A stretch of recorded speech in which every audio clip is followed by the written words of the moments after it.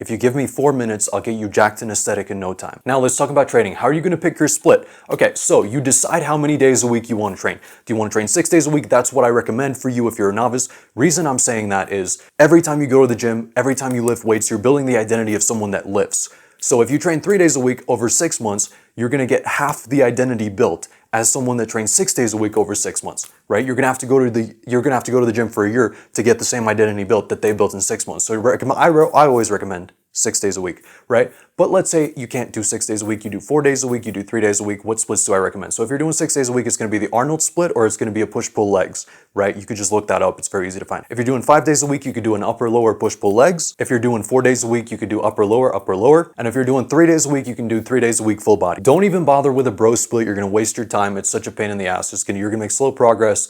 Yes, it feels good to annihilate an entire muscle group in one day with 4 different exercises, but you know what? No, you can train your muscle groups more frequently than once a week for every muscle group. Now, the most important thing of all that's going to make you a ridiculous amount of progress, I plateaued for a year and gained like 0 muscle simply because I wasn't tracking my lifts. And it wasn't an equipment issue because I had some dumbbells, I had a barbell, I had some plates and stuff. But I simply just wasn't tracking my lifts. And so I made 0 progress for an entire year. As soon as I start tracking my lifts again, in my 4th year, I gained 4 kilos of muscle just from tracking my lifts. And to give you an example of just why that is, the other day I was hitting squats on that here squat rack with the barbell, right? And I thought I set a PR, right? I was grinding out the reps, boom, we get to the final one, grind it out.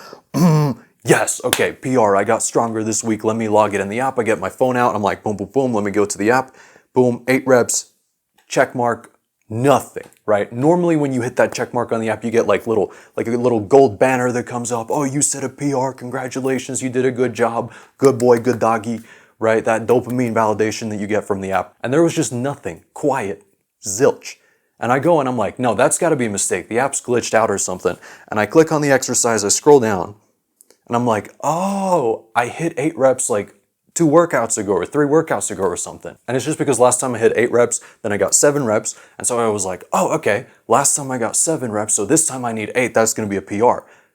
But I had already hit 8, I just didn't realize that. I should have checked on the app beforehand, and this is me screwing up with tracking. So I don't even wanna know how bad you guys are screwing up if you're not tracking your lifts. And it's like tracking your lifts, it's like your teacher telling you, do your homework, Johnny. And I was like, what the heck? No, I'm not doing that. But when you realize this is the difference of kilos of muscle. I gained like 1 kilo of muscle in the 3rd year and 4 kilos of muscle in the 4th year, simply just by tracking my lifts. And honestly, 4 years for this physique, right? Honestly, I'll be the first one to say, not a great time exchange, right?